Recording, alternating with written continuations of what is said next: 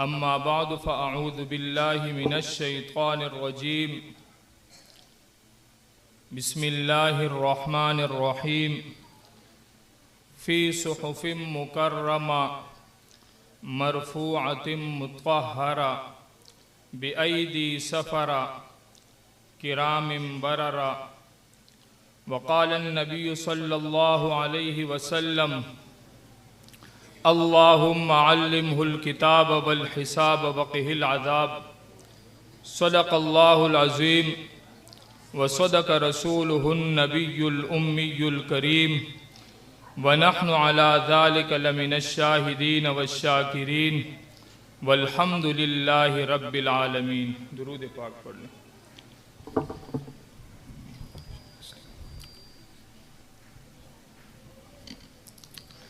میرے واجب الاحترام اسٹیج پر تشریف فرما علماء کرام اور سامنے تشریف فرما طلباء کرام اور عزیزان محترم، آج مدرسہ جواہر القرآن کے سالانہ پروگرام میں محترم جناب قاری سلطان العارفین صاحب کے پرخلوص دعوت پر آپ احباب سے ہم کلام ہونے کا شرف حاصل ہو رہا ہے. دعائے رب لم یزل اس جامعہ کو شاد اور آباد رکھے اور اس کے فیض کو جاری اور ساری رکھے. یہ مدرسے کا سالانہ پروگرام ہے اور یہ مدارس کے سالانہ پروگرام کر کے یہ احباب اپنی کارکردگی آپ احباب کے سامنے رکھتے ہیں کہ آپ احباب نے جو بچے ہمارے پاس بھیجے تھے اس کی تربیت کر کے اللہ پاک کا کلام ان کو یاد کرا کے آپ کی طرف بھیج رہے ہیں. گویا یہ مدارس اپنی سالانہ کارکردگی کا اعلان کر رہے ہیں. اللہ تبارک و تعالی ان تمام دینی مدارس کی حفاظت فرمائے. سب کے دو آمین. میں کافی دیر سے دیکھ رہا ہوں مائک پر اگر کوئی نعت خواں آئے.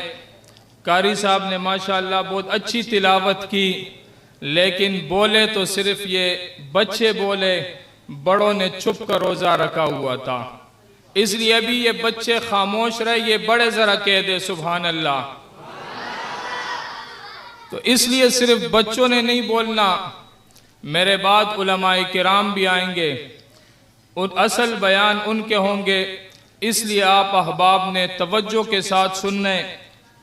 پروگرام کا عنوان ہے عظمت قرآن. کیا ہے؟ قرآن عظمت والی کتاب ہے.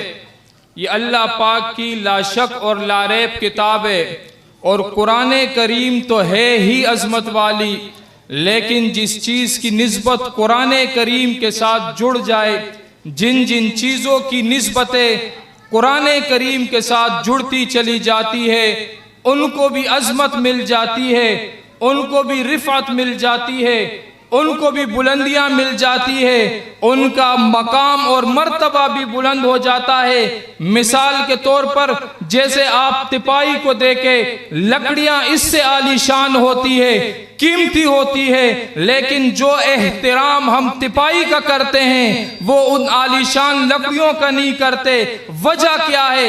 کہتے ہیں مولوی صاحب اس کی نسبت قرآن کے ساتھ جڑ گئی اسی لیے اس کو عظمت مل گئی. قرآن کریم کا جو جزدان ہوتا ہے عام معمولی کپڑا ہوتا ہے، اس سے اچھے کپڑے ہم نے پہنے ہوتے ہیں لیکن اتار کے یوں پھینک دیتے ہیں، دھوتے ہیں، پانی ایک سائڈ میں ڈال دیتے ہیں. لیکن قرآن کریم کا جو جزدان ہوتا ہے اس کو احتراماً اگر کہیں پڑھاؤ اٹھا کر کے بلند جگہ میں رکھتے ہیں، ایک صاف جگہ پر رکھتے ہیں، اگر دھوتے ہیں پانی بھی صاف جگہ پر گراتے ہیں. پوچھنے والا پوچھتا ہے مولوی صاحب یہ مرتبہ کیوں، آپ نے اس کے ساتھ یہ الگ سی شان اس کی کیوں ہے؟ کہنے والا جواب دیتا ہے یہ مقام اور مرتبہ اس کپڑے کا نہیں ہے، یہ مقام اور مرتبہ اگر اس کپڑے کو ملا ہے تو اس نسبت کی وجہ سے ملا ہے. اور وہ نسبت کیا ہے کہ اس کپڑے کی نسبت قرآن کریم کے ساتھ جڑ گئی۔ آج اگر علماء کرام کا مقام ہے، حفاظ کرام کا ایک مقام ہے، قاری صاحب ملتے ہیں، عمر میں بڑے ہو کر بھی قاری صاحب عمر میں کم ہوتے ہیں لیکن سب احترام کے ساتھ ملتے ہیں۔ ملتے یا نہیں ملتے؟ ملتے یا نہیں ملتے؟ کیوں؟ اس کے سینے میں قرآن ہے، اس کو یہ عزت، اس کا یہ احترام اگر اس کو ملا ہے تو قرآن کی وجہ سے ملا ہے۔ کس کی وجہ سے ملا ہے؟ کس کی وجہ سے ملا ہے؟ یہ آج کے معاشرے کے طور پر میں بات کر رہا ہوں۔ اگر لکڑی کی نسبت قرآن کریم کے ساتھ ہو جائے اس کی نسبت بلند ہو جاتی ہے، کپڑے کی نسبت قرآن کریم کے ساتھ ہو جائے اس کا مقام اور مرتبہ بلند ہو جاتا ہے۔ آئیے میں آپ کو ایسے چند نفوس بتاتا ہوں جس کی نسبت قرآن کریم کے ساتھ ہوئی، اللہ تبارک و تعالیٰ نے ان کو مقام اور مرتبے اتنے بلند عطا کر دیے۔ اگر آج کی ساری امت مل جائے، اگر آج کے سارے اولیاء مل جائے، اتقیاء مل جائے، شیخ الحدیث مل جائے، ان مقام اور مرتبے کو نہیں پہنچ سکتے۔ اور جن شخصیات کو یہ مقام اور مرتبے ملے وہ کون تھے؟ وہ قرآن کریم کے اولین شاگرد تھے۔ کون تھے؟ قرآن کریم کے اولین شاگرد تھے جو سب سے پہلے قرآن کریم کے سے فیضیاب ہوئے، اور انہیں کہتے ہیں جماعت صحابہ۔ کیا کہتے ہیں؟ کیا کہتے ہیں؟ ان صحابہ کرام میں سے رجب کے حوالے سے میں اپنی بات مختصر، رجب المرجب کا مہینہ ہے، اس مہینے کی 22 تاریخ کو ایک ایسے عظیم انسان کا یوم وفات آ رہا ہے جو کاتبین قرآن میں سے تھے، جو کاتبین قرآن کریم کو لکھنے والوں میں سے تھے، اور ان کاتبین قرآن کی تعداد 40 تک بتائی گئی ہے، کسی نے مختلف بتائی ہے، 40 41 تک کاتبین قرآن کی تعداد بتائی گئی ہے۔ اور ان قرآن کریم کو لکھنے والوں میں سے ایک کاتب کو دنیا امیر معاویہ کے نام سے جانتی اور پہچانتی ہے۔ اس کاتب کا نام کیا ہے؟ جس کا یوم وفات 22 رجب المرجب کو آ رہا ہے۔ کون امیر معاویہ؟ جس نے 64,65,000 مربع میل پر اسلامی پرچم لہرایا، جس نے سب سے پہلے بیرے اسلام کی بنیاد رکھی، جس نے صرف زمین پر نہیں سمندر کا سینہ چاک کر دشمنان اسلام کا مقابلہ کیا ہے۔ ان کی خدمات کو دیکھ کر کہنے والے نے کیا خوب کہا، اے بحری اسلام کے بانی کون ہو تیرا ثانی، روندی تو نے کفر کی طاقت چیر کے دریا پانی۔ امیر معاویہ کی شان اگر سمجھتی ہو، آخری بات کر کے اپنی بات کو ختم کرنا چاہوں گا۔ کون امیر معاویہ؟ آج اگر کسی کو اپنا پیر دعا دے دے، اساتذہ دعا دے دے، تو وہ بڑی خوشی کا اظہار کرتے، کہتے مجھے میرے پیر نے دعا دیے۔ کون کہتے ہیں میرے پاس اپنے اساتذہ کی دعائیں؟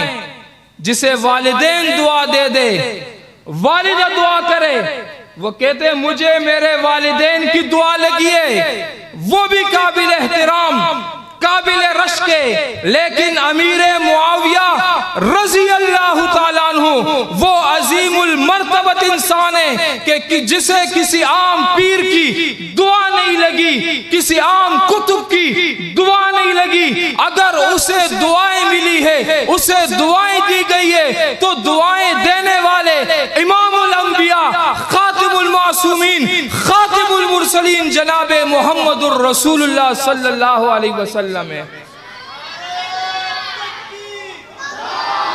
جسے